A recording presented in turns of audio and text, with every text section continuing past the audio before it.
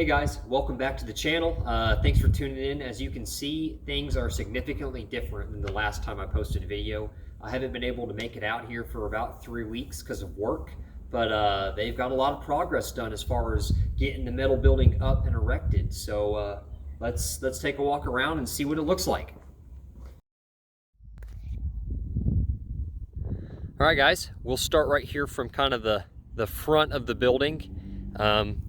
If y'all remember from last time, the plan will be that the driveway will actually run straight up through here where kind of this pile of dirt is. This is the top layer of dirt they scraped back before they did the pad lift for pouring the foundation. But the driveway will be running kind of right here down the middle of this pile of dirt. So you'll come right through here. You can see they got the main structure up and erected, the skeleton of it anyway, and we've got 2 of the 4 sides skinned with metal, and it's looking really, really good. Pulling up through here, you have 2-car garage. These are 9 foot wide by 7 foot tall garage doors, kind of your basic standard garage door.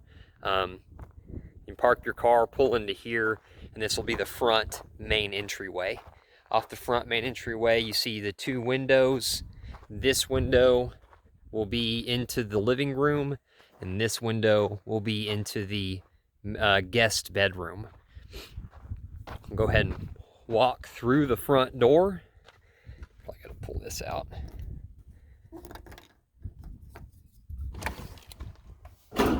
Oh, something on the ground. And here we are inside the building. So everything from about this line where you see the pecs stubbing up here on the other side, everything to the left of this will be living space. Everything to the right of this will be hangar / shop space. Here's the other side of the garage doors as we showed them. The cool thing about having these 17-foot wall or 17-foot tall side walls is that the garage door won't come up on tracks like it normally does in a traditional style garage, but it'll get to just roll straight up vertical tracks. So the garage door will pick straight up, and that means I won't have anything in the way above here. So if I wanted to put a lift in this general area, the garage door and stuff won't get in the way. You can see they got all the plumbing rough and poured through the slab. Here is the guest bathroom, kind of hallway bathroom. You have the drain, hot and cold supply for the vanity. You have the toilet supply and the toilet drain, and then we have the hot and cold supply for the bathtub shower set, and a rough-in box here where I'll put the P-trap here when we get all that ready to install the actual bathtub. Everything's kind of held together right now with these come-alongs, so forgive me as I duck and weave, dodging around there, just hoping keeping the building stiff. As part of the plumbing rough-in, the plumber roughed in some 3/4 inch lines coming up from the slab here, which will stick out through the wall for some outside spigots. Right now I'm standing in the master bedroom. You'll walk through a door into the master bathroom where we have 2 vanities, a vanity here and a vanity here. Sorry if I'm moving the camera too much, give someone seasickness. But also in the bathroom, this is the drain for where the shower will tie in. This is kind of a distribution line, sending hot and cold from the hot and cold supply, which I'll show you in a second, to distributing it to all of the different vanities and showers and things. And then here is the hot and the cold and the drain for the washing machine. Over here we have the water supply and the drain for the water closet, for the toilet in the master bathroom. And then back in here, where these sawhorses are on the ground, is the utility room. So the washer will sit right here. Dryer will sit right here on an exterior wall, so we can just stub the vent out the wall, and all the plumbing in place for the washing machine. As we walk over here through the master bathroom into the kitchen area, we have, first of all, we have a piece of electrical conduit. This is the only conduit for electrical that had to get roughed into the slab, and this is going to be to run power to the kitchen island. And then all the way on this other wall, we have the sink rough in for the, once again, the drain and the hot and the cold for the sink.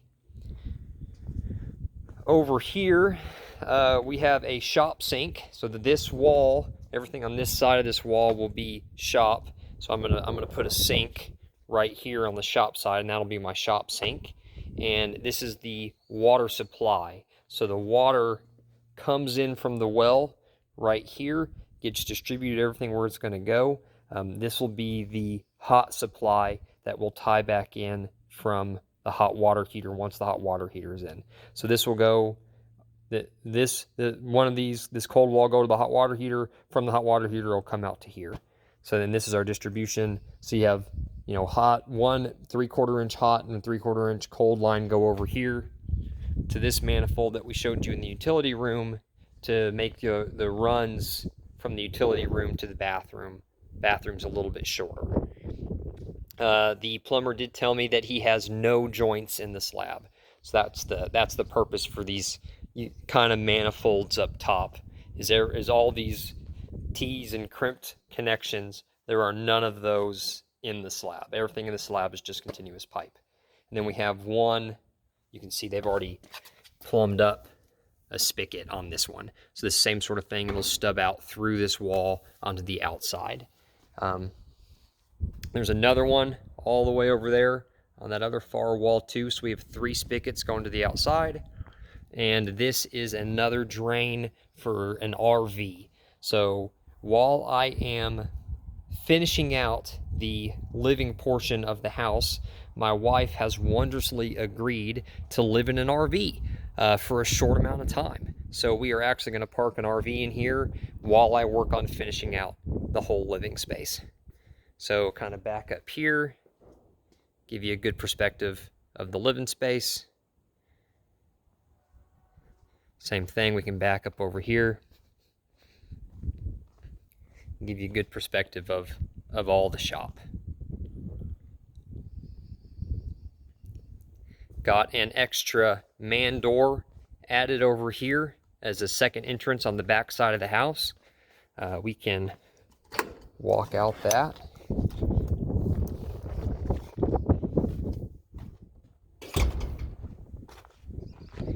Can back up here a little bit and kind of see this side of the house, the other side of the house that has been skinned. And then here we have 2 windows.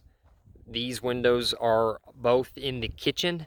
The center of the kitchen lies exactly center between these 2 windows. So the sink will be in between these 2 windows, and then you'll have a window to the left and a window to the right of the sink. Here is where the water will tie in.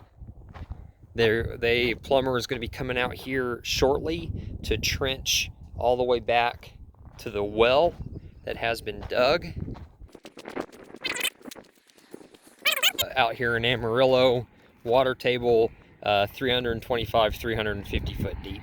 So the water well is done, and if y'all remember, the only other part that we're missing as far as that, here we can watch a plane land.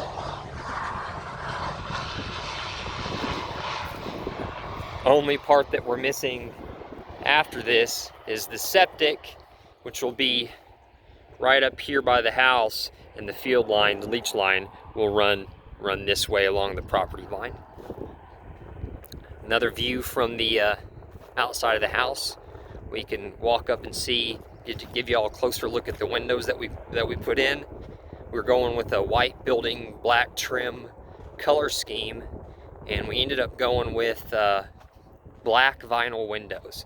So an FYI, if this is something that y'all want to do, black vinyl windows are significantly more expensive than white vinyl windows. Let's say triple price.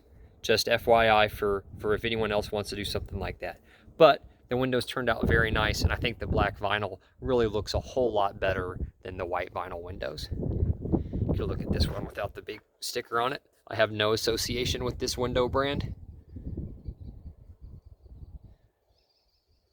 But very, very nice looking windows. Windows installed look very good. Very happy with that. And very good. We can go look closer at the windows on the front so you can see how it all kind of ties into the color scheme. See, like that. That's all the white siding with the black vinyl windows, as opposed to a white vinyl window that looks a lot cleaner going with the black vinyl. Okay, you can see they got brackets for the downspouts going. We are going to have gutters and downspouts on this building, help direct the water away from the foundation. But arguably the coolest, and hopefully we can see it without this sky track and man lift getting in the way. But we'll walk around the corner over here and we can take a look at the hangar door. You can actually kind of see how big it's going to be. Get a much better feeling of the scale now. So 42 foot wide, 14 foot tall hangar door. Beautiful sunset. Who could ask for anything more? Anyways, they said they're thinking that the structure should be done within the next week or so. So that's the rest of the walls skinned, which is just these kind of edges around the door on this side.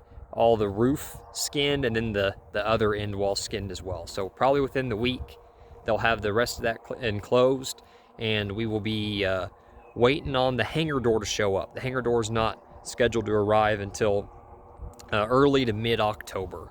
And then also have some electrical run to the house, and they are going to spray foam insulate the inside of the building as well.